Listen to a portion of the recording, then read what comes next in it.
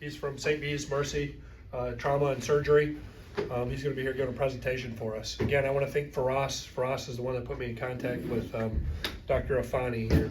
He has also told me that he's more than welcome to try to give us feedback if for some reason we take a patient to St. Bede's. I know we don't go there quite a lot, if you will, but if we happen to take someone there, I have his phone number, Faraz has his phone number. He said I could share his phone number with the BCs, so we'll have a point of contact for any trauma-related stuff that maybe goes to V's to get some sort of feedback from. So, thanks for being here, Doc. Yeah, sounds good. Thank you so much. Thank you guys for having me. I want this to be more of like an informal discussion type lecture. So, if there's anything that's like you want me to elaborate more on, just let me know. There's a clock there, so I'll keep track of time, and I can kind of elaborate more on it. Hopefully, the purpose of this lecture is just to kind of give you an idea of how we evaluate the patients when we get them, and then maybe that'll kind of help tie in what you guys normally do and what your experience is, just to kind of know, what is it that we're worried about. So, I wanted to talk about blunt abdominal trauma and then hypovolemic shock, and kind of tie those two things together. So again, if there's any questions during the talk, please just interrupt, ask your question, and we can maybe, I can elaborate, we can have a discussion about it. So, blunt injuries, they represent the majority of traumatic injuries. So most trauma centers, majority of the time, we're dealing with blunt traumas. Sometimes, penetrating is obviously the other one, but that most of the time, unless you're in a big city like in New Orleans or LA or something that has a lot of crime, they will have a higher penetrating trauma. And at V's, for example, ours fluctuates. So it's been as high as 10%, 13%, but it's actually gotten down a little bit. Majority of our patients are blunt traumas, and even from those, majority are falls. And I'm sure that's kind of what you guys see as well. Mechanism with blunt trauma is very important, and we'll talk a little bit about that. And also patient history. So, it makes sense, right? If there's a big fire and it was a car wreck, now we're dealing with multiple mechanisms that we need to keep in track. A big rollover crash, extrication, all that stuff. That's important. The mechanism matters there, right? And that's kind of where you guys help us a lot, is when you give us a little bit of information about kind of the mechanism. Then our index of suspicion for injuries goes up. So that's where the history is very helpful. And a lot of times when the patients are brought in, somebody shows me a picture of the wreck, and that kind of tells me oh, okay, this is serious, And so, other than like a ground level fall or a fender bender, that our index of suspicion will go up, and our workup will be much more liberal because we don't want to miss something. Again, it's also there's patient factors too, like a young person getting in a car wreck, or like an old patient falling down the stairs. The history of that patient's gonna matter, right? A young person that's healthy, that's an athlete, they're gonna have much higher reserve and be able to tolerate much more of a hit, as we say, as an older person. The other thing is their medications, right? This young patient could have a resting heart rate of 50, right? Because he's a runner and he's super healthy. Tachycardia is one of the main things we look at to tell you that something bad's happening, that someone's bleeding. This old patient, elderly patient, could have fallen, could be bleeding, but they may be on a beta blocker, and that's kind of dulling the response, so that's hiding the story, right? And so all that plays into, what we're thinking about. So the patient, the demographics, a big part of trauma now, like a new area of trauma, is frailty.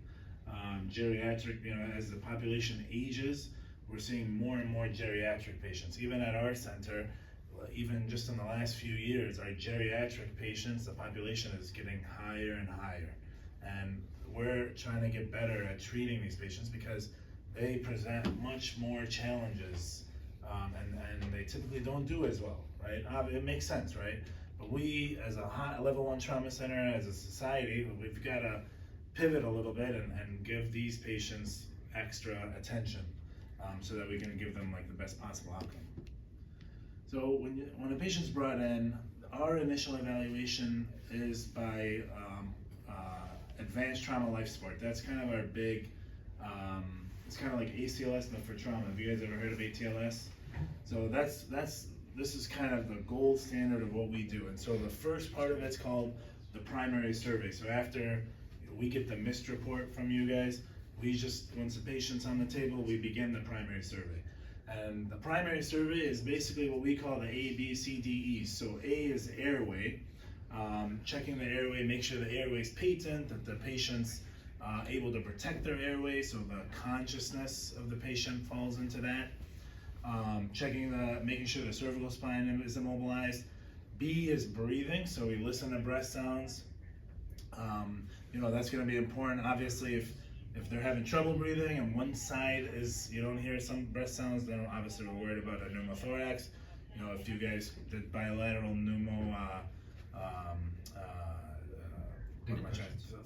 decompressions, or thoracostomy tubes or needles, obviously we want to make sure the lungs are, we can hear breath sounds, and then we assess that with imaging.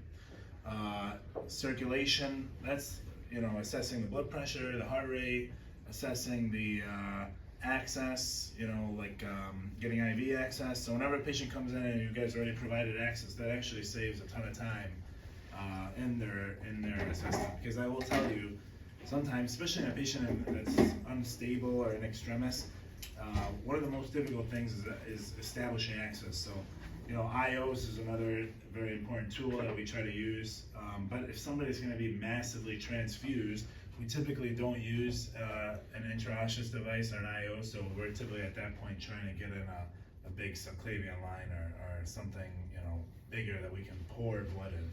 I'll talk a little bit more about that. And then disability is checking the patient's consciousness. So that's where the neurologic status comes in. So the main thing we use is the Glasgow Coma Scale. And then, so I'll talk a little bit, let me go back. Keep going. Glasgow Coma Scale, that's eyes, verbal, motor. I don't know, you guys probably are familiar with that too. So, and then E exposure, just checking everything, making sure like we're looking at the patient up and down, that there's nothing obvious. This is kind of basically what the gold standard of what's taught. But there's some deviation, so I'll talk a little bit about that and why that's important. So when should we suspect abdominal pelvic injury? So with blunt trauma, and now we're kind of pivoting, just talking about the abdominal and pelvis, the speed, like if someone's in a car wreck, obviously speed, point of impact, intrusion, high mechanisms of injury, that's gonna kind of point us in that direction. Penetrating, we're not really talking about, but more on the blunt, so safety devices, position of the patient, ejection, obviously all that's important. Physical exam signs, I'll talk a little bit more about that. That's going to be a huge thing. Clinical signs is going to be a huge indicator of when to suspect abdominal or pelvic injury. So when we talk about ATLS, like I said, primary survey is A, B, C, D, E. And then after we do the primary survey, there's the adjuncts to the primary survey. So that's the FAST exam, getting a chest x-ray, plus or minus a pelvis x-ray. So the FAST exam, a lot of times this happens at the same time. Like while we're doing the primary survey, one of the residents already has an ultrasound on the patient and is looking around. So the FAST exam is 4 quadrants. We basically look at the heart, we look at what's called Morrison's pouch, that's between the liver and the kidney. There's a space there because the right kidney sits right underneath the liver. And if there's blood there, we'll see that on the ultrasound as a black space between there, and that's a positive FAST. It tells us there's blood. Like in a trauma patient, any fluid in the abdomen is blood until proven otherwise. Unless you know that patient's, for example, a severe cirrhotic and they've got ascites or whatever, there's no other explanation in a trauma patient for that fluid. Then we look at the left side, we look at the spleen and the kidney. There's also, that's called the splenorenal fossa. There's also a space there that we look at. And then we look at the pelvis and the bladder. We look for fluid around the bladder. So we're basically looking for any fluid in the abdominal compartment or fluid around the heart, because those are the things that would kill you immediately, right? Other than a pneumothorax. And we'll talk a little bit about that. But so that's a FAST exam. Can be done in like 3 minutes, and it'll tell you if you've got hemorrhage inside the abdomen. And then we'll get a chest x-ray, and then if the pelvis seems unstable, if we're concerned about open book pelvic fracture, we'll get a pelvis x-ray.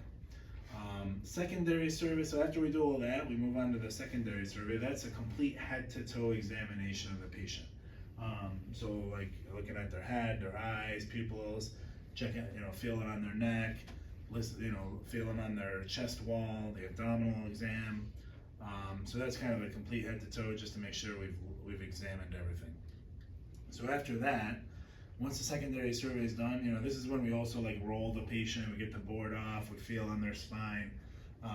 Once we do that, we have the decision is if the patient's stable, then if you need further imaging, like a CT scan, which like in a motor vehicle crash, like most of the time we're getting CTs. If the patient's stable, they can go to CT scanner. The stability is the most important part. If the patient's not stable, you can't go to CT scanner. So that's like a big hard stop in the trauma world. If someone's unstable, then you have to decide what's making them unstable or where do I need to go, right? So if I'm worried that somebody has a positive FAST, for example, and they're unstable, this is where the FAST exam is very helpful because you can do it so quickly. You don't need a CT. If that patient's unstable, they have a positive FAST, we're massively transfusing that patient. I'm taking them up to the operating room.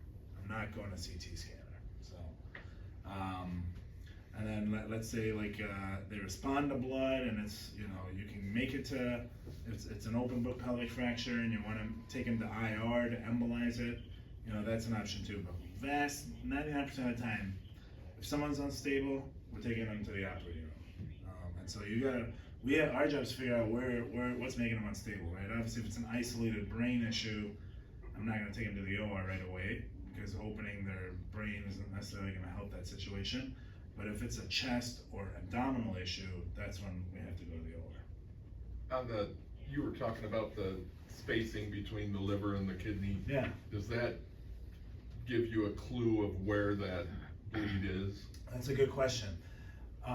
Generally speaking, it does not, because all that's telling you is like there's blood that's like getting to that space. It could be from anywhere. Some people they'll look at the FAST. Obviously there's a difference if you see a tiny sliver versus a big amount of fluid. You can kind of just guess, but no, generally because they're dependent. They're laying down. That fluid's gonna kind of go wherever it's gonna go.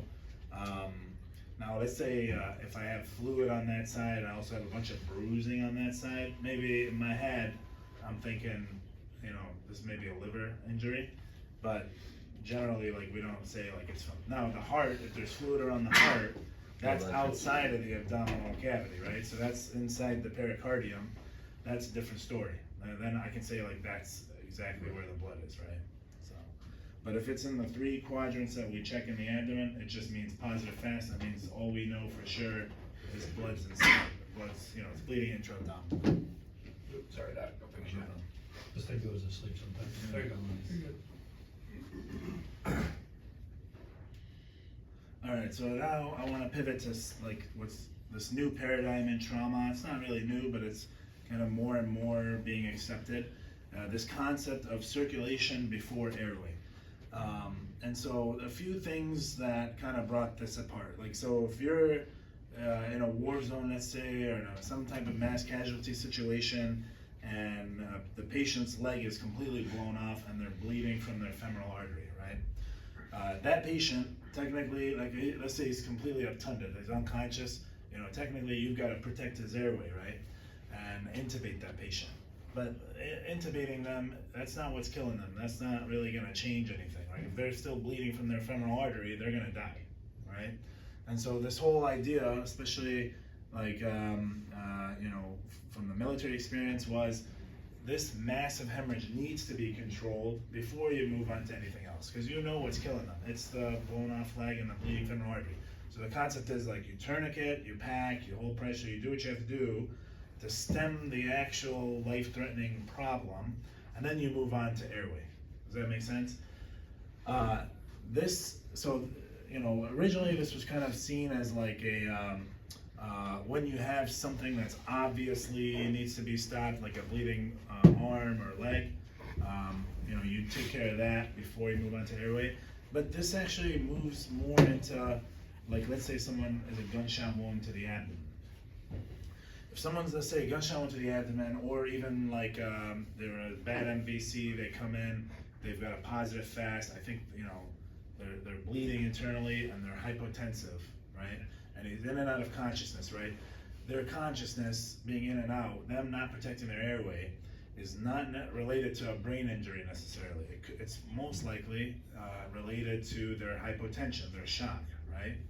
So traditionally, before that patient went on to the OR, people would rush to intubate that patient either pre-hospital or right when they got to the hospital. The problem with that is you take away all their reserve that they had, and you've completely paralyzed them, and they lose that sympathetic response, and now you really tank their blood pressure. And so now their blood pressure gets, you know, they may arrest, actually, or they may become way more unstable, and you're playing catch up, right? And then you're not even in the operating room where you need to be to make the difference anyways. So a lot of this thinking has, you know, in my practice, for example, just to kind of run through an example. Let's say somebody comes in and they've got a gunshot wound to the abdomen. I know I'm taking that patient to the operating room. And let's say their pressure is 80/50. They are hypotensive, they're tachycardic, this patient's bleeding. If that patient's like breathing, if he's able to breathe and he's not like super agitated where he's punching us and stuff, I will hold off on intubating that patient until we can get him up to the operating room. That way, when he's intubated, if he crashes, we're already gowned up and we're ready to dive in there and do what we need to do. The other side of that is also, let's say you have a hypotensive patient and you're just worried about the airway and we haven't done anything about their IV access or the circulation problem, which is we need to give them blood. If we don't address those, that patient's just gonna get more unstable when they get the paralytics and the RSI meds, right? And so this concept, like for us, you know, pre-hospital it matters, but even in the hospital, when they arrive, is like, we have to ask ourselves, this is an unstable patient, they need to be massively transfused, I need to address that immediately. And so we don't wanna delay that, the C, because it falls under C technically, we don't wanna delay that while we're like messing around with our ET2. Does that make sense? Because those patients aren't gonna do all that. This is actually supported in the literature, and more literature is coming out now that is showing that patients that need to go to the OR, trauma patients, the ones that were intubated in the trauma bay do worse than the ones that were intubated in the operating room. And I think a big part of that is them losing that reserve, getting more unstable, and then you're scrambling, and then we're taking them up to the OR, that takes probably 10 minutes, and then setting up. All that time, patients hypotensive, right? And bad things happen when they're hypotensive. So, does that make sense? So the things that we kind of stress is, you know, as long as the patient's breathing, you know, and they're holding a sat, we try to hold off till we're in the place where we need to go, right? Or at the very least, we make sure we have access. We make sure we're addressing the blood pressure problem. If we have blood, we give blood, so that if we do end up intubating them, you know, the hit isn't as big. If that makes sense. So when we talk about bleeding, and you know, I have a few slides kind of saying the same thing, but the major bleeding is going to come from the extremities, obviously the legs more so than the arms, but these are what we consider extremity bleeding. There's junctional areas, that's kind of in the creases basically, where you can't necessarily put a tourniquet on. Those are junction areas. And then there's the torso, right? You can bleed into your chest cavity, you can bleed into your abdomen. I'm going to talk more about that. So, you know, classically the teaching was you tourniquet the limbs, you pack the junctions or hold pressure, and then you seal the box. That's kind of like, you know, the classic teaching. But there's junctional areas, those can be the challenging areas, right? Because you can't necessarily put it, you know, you're not gonna be able to tourniquet a femoral artery like at the groin or an axillary artery or the neck, obviously. You know, probably frowned upon to tourniquet somebody's neck. But those patients, you know, they say you can pack, but you know, you want to holding pressure is kind of, holding good pressure is enough. And you know, I don't know, do you guys teach Stop the Bleed or have been involved with those kind of courses? And so a lot of that is trying to teach the public of, you know, if they're in a situation, a mass casualty situation of just holding pressure, stopping bleeding from that standpoint can make a big difference. So, you know, where can somebody bleed? Basically, where you can bleed to death is inside your chest cavity. you can bleed inside your abdomen. You can bleed about 1 liter in each thigh, right? So if somebody's got bilateral big femoral fractures, they might be unstable from that, but you're probably not gonna die from that. You just may be a little unstable, but you can bleed to death from the torso, chest cavity, the abdomen, or on the street, right? And so that's other information that's helpful for us. If when you guys tell us, like, even a scalp lac, if you're like there was blood everywhere and that patient's hypotensive, like, I kind of get it, like they just lost a bunch of blood, we just need to catch up, but bleeding to death, we're talking about pelvis, abdomen, chest. Those are kind of the main things, or the street. Switching gears a little bit to talk about shock, now we're talking about when we discuss massive hemorrhage, we have to understand shock. So shock is something that humans, we've recognized for a long time, like doctors and physicians and people that work with patients have recognized that there's something that happens whenever somebody's got a bad infection or they bled a lot. Something happens where everything falls apart, right? Even back in the 1500s, this has been described as by physicians. This is the rude unhinging of the machinery of life. That I believe was Gross, of Gross Anatomy. So that was more recent than the 1500s. But it's also, momentary pause in the act of dying. I can't remember who said that, but that was kind of these old, this old understanding. We obviously have a much more nuanced understanding of shock, where it's lots of chemicals and biochemical reactions and inflammatory markers, and a lot, there's, beyond the scope of this talk, but a lot is going on where it's a huge insult to the body's ability to deliver oxygen, and if the insult's big enough, you're not going to recover from it. And so we want to try to minimize that insult as much as possible. This is kind of the classic table of the classes of hemorrhagic shock. Some things I always teach the students and the residents about this is, when you're looking at blood loss here, like CCs, class 1, Sorry, if you touch it, yeah. class 1, class 2, class 3, and class 4. So class 1, they've lost up to 750. Everything's basically normal, so it's hard to really tell, if someone's class 1 hemorrhagic shock. They're not going to really give you any major indication. When we get to class 2 hemorrhagic shock, now they've lost 750 to 1500, or 15 to 30% of their blood volume. That's pretty significant. We have to be able to catch this one, right? And it's not as obvious as the upper levels. Like class 3, for example, this is what we call medical student shock. And it was kind of always a joke, because a medical student could identify it, because that's the patient that's tachycardic and they're hypotensive. You see it, it's obvious, right? But we want to be able to recognize shock earlier so that we can intervene earlier. And one of the earliest signs is a narrowed pulse pressure. When the systolic and diastolic are very close together, like if somebody's 100/90, 100/85, 9/80, the alarm bells should be ringing. They might be slightly tachycardic with a narrowed pulse pressure. Now I'm worried that patient's bleeding. And I'll give you guys another tool that's even better that'll clue you in more. And then when we get to class 3, we're talking 1500 to 2000, 2 liters. They're tachycardic, they're hypotensive. It is obvious something bad's going on. And then class 4, this patient's actively dying in front of you, right? I mean, 3 and 4, they're both dying in front of you. But 4, if you've got a patient in 4, this is a problem, right? Now, the previous teaching, classic teaching, was, if somebody's in class 3 hemorrhagic shock, treatment is 2 liters of crystalloid. Then if they're still hypotensive, we move on to blood. We know this is not good. There's lots of literature out there showing that trauma patients have gotten a lot of crystalloid, they do worse than those that do not. And the reason for that is think about it, if you've lost 2 liters of blood, what does that patient need? They need blood, right? And so we've been giving them the salt water, the crystalloid, and that's not helping them. In fact, that's hurting them. That's actively hurting them, because what that's doing is you're giving them this IV fluids because you're trying to make your blood pressure better, but what you're doing is you're diluting their blood. You're making them more anemic in essence. You're diluting their clotting factors.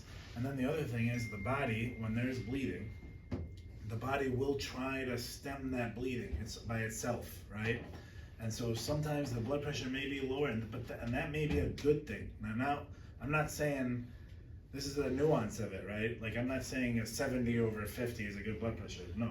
But like, let's say that patient is 95, or even like 90, let's say.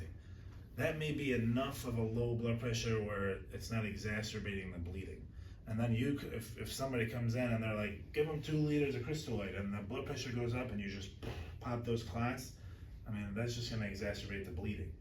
And this concept of permissive hypotension is gaining more traction. It's kind of, this is very nuanced, right? Because you have to, you have to tolerate a blood pressure of 95 systolic, let's say, but obviously 80, you're in trouble. You got to do what you have to do, right?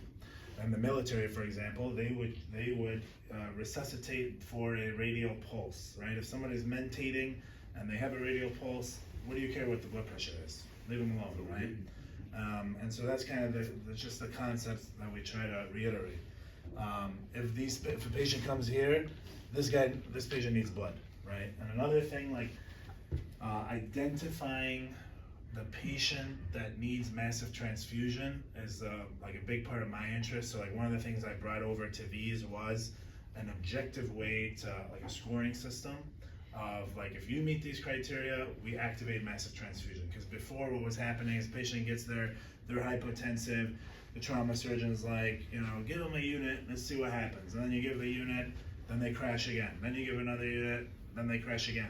When in reality, you just needed to activate massive transfusion. You needed to just pour a bucket of blood into them, and then, yeah, go ahead. So what do you mean by massive transfusion? So you give a liter of blood, you check. You give a liter of blood, you check. That when you say that, I mean, what does that mean? How many liters of blood?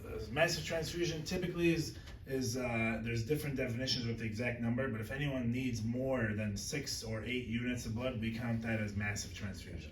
So instead of piecemealing it, we want to be able to tell like who's massively bleeding and needs more than 6 units immediately. And so one of the things we look at is, Can I pause you? I'm sorry. What's a unit of blood? How much is that? it's about 300 cc's in a unit of blood. That's approximate.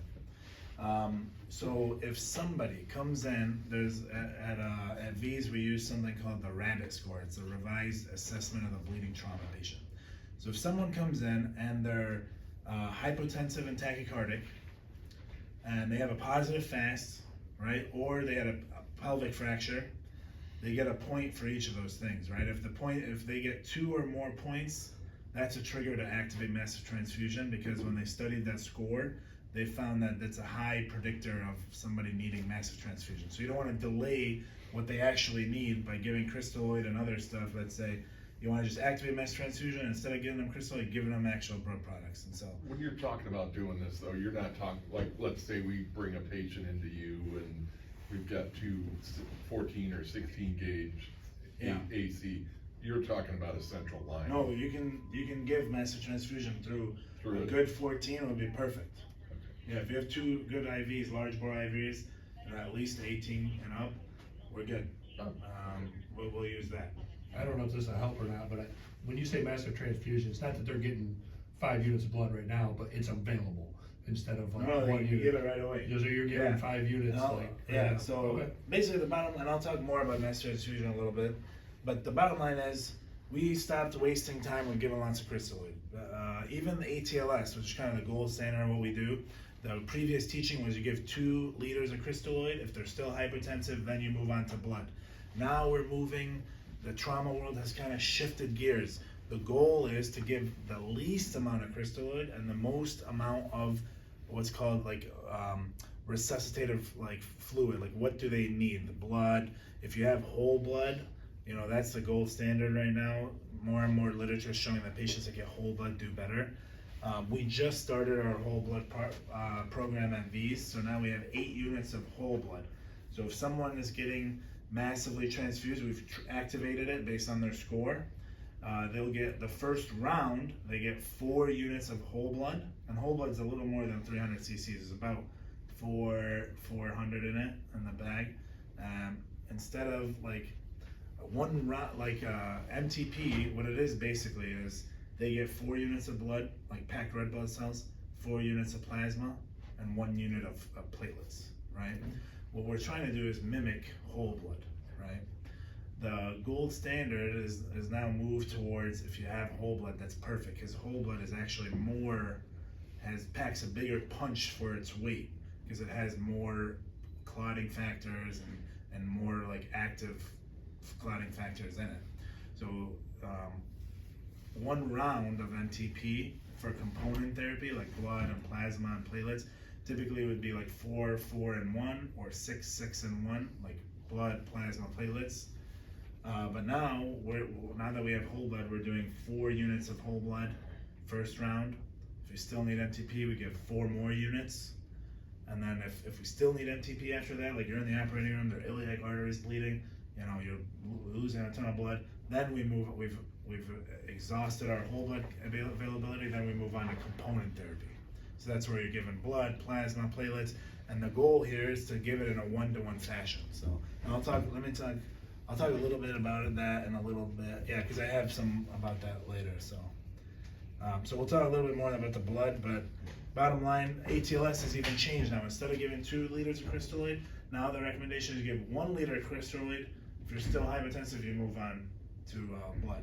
And the important thing to remember is, like, a lot of times that patient already got that liter of crystalloid before they even got to us. So, you know, if I see a patient, they just arrived, they're hypertensive, and you guys already gave them a liter, I'm not giving them anymore. I tell the nurses, like, stop the crystalloid, just start giving blood. Does that make sense? This is a very important tool, shock index. Has anybody heard of shock index? So shock index is, I'm going to pause a little bit. So shock index is basically, you look at the heart rate over systolic blood pressure. Whenever somebody's pulse is more than their systolic blood pressure, that means their shock index is greater than 1, and alarm bells should be ringing.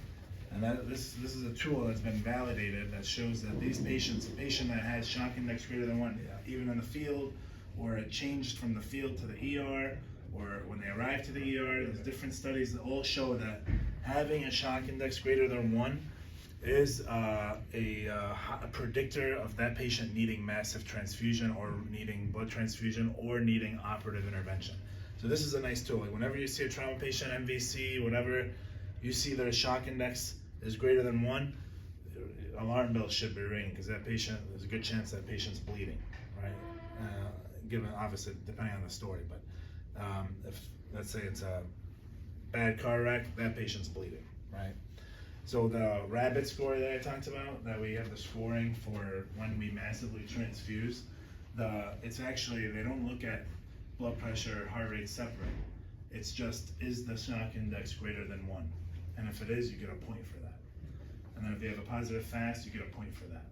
If the mechanism is penetrating, you get a point for that. And then pelvis trauma, you get a point for that. Like, or a pelvic fracture, you get a point. So there's 4 things. And if you hit 2 or more, you should activate MTP. So just to give you an idea. So like, if you've got somebody and you're in the field and their shock index looks like on the way there, shock index is greater than 1, and then they've been shot, or you feel an unstable pelvis, you can already tell, like, that patient's 2, their scores are 2, so you know that this patient's in trouble. So getting access and getting them to us as quickly as possible is going to do the most benefit for that patient, because this patient's high likelihood, or it's a good predictor that they're going to need massive transfusion and they're going to need an operation. What's easier for you guys, penetrating trauma or blunt trauma? I mean, it depends on the situation, right? So, like, penetrating is classically like the fun trauma, because we get to operate and get in there. Blunt, vast majority of the time, blunt is non-operative, right? Like, you don't necessarily have to operate on blunt a lot, so it's not as fun. So it just depends on the situation, you know, like, it's all different.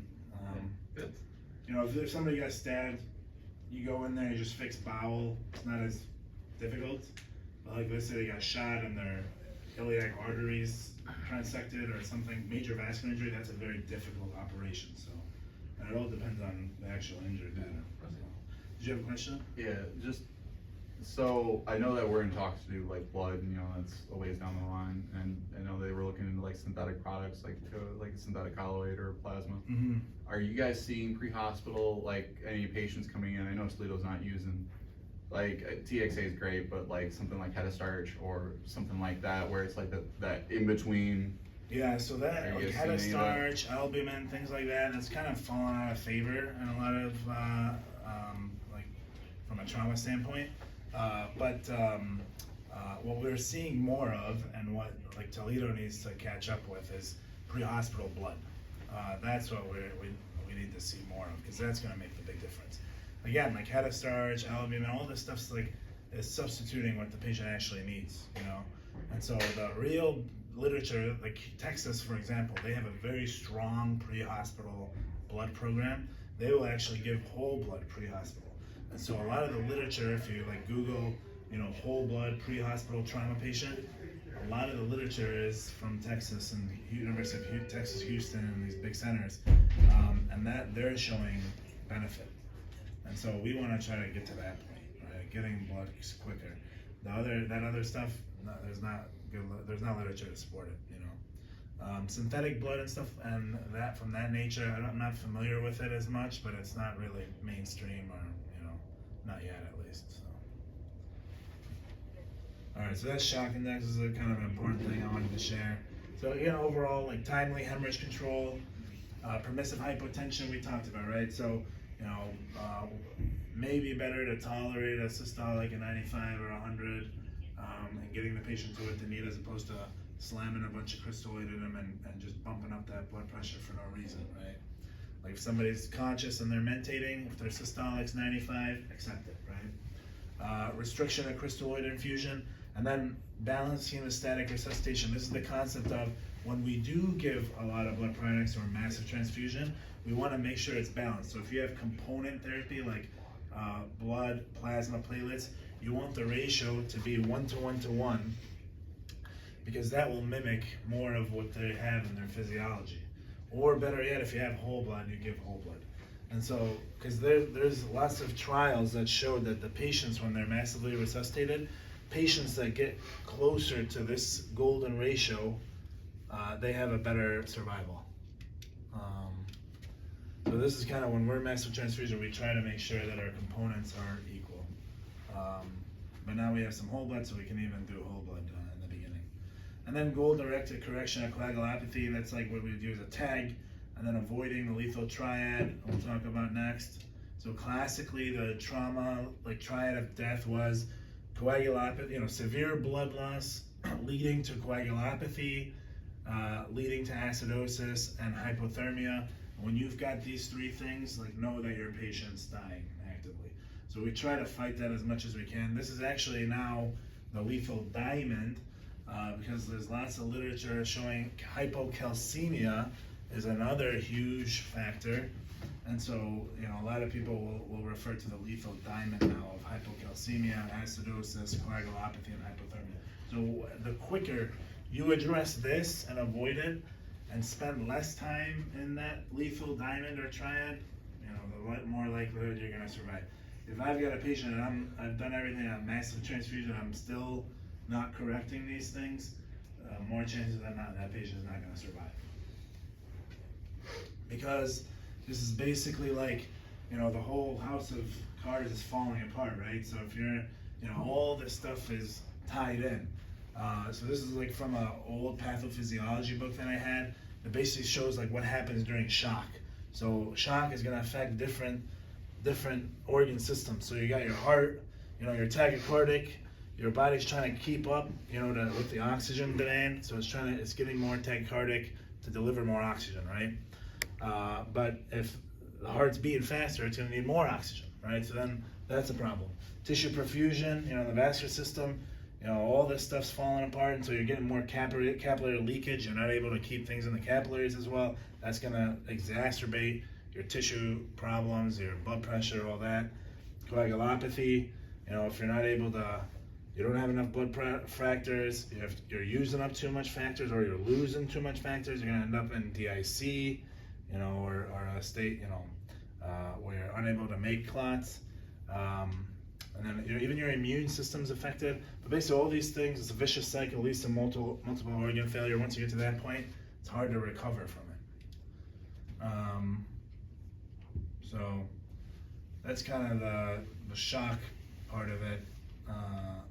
When we talk about now, like specifically back to blunt abdominal trauma, when we say the abdomen, this is kind of the landmark that we use for the abdomen. So, you know, a lot of times we think the abdomen is just from here to here, but it's actually higher, because if you think about it, your rib cage comes down lower, right? But even though it's lower, what's behind it is the liver on this side, and the rib cage coming down, the costal margin we call, when that comes down lower on this side, the spleen is behind there. So that is part of the abdomen. So our landmarks for the abdomen is up to the nipple. And this region right here, more higher up, we call this the thoracoabdominal region, where you're worried about chest trauma and abdominal trauma at the same time. But this is the actual landmarks of the abdomen.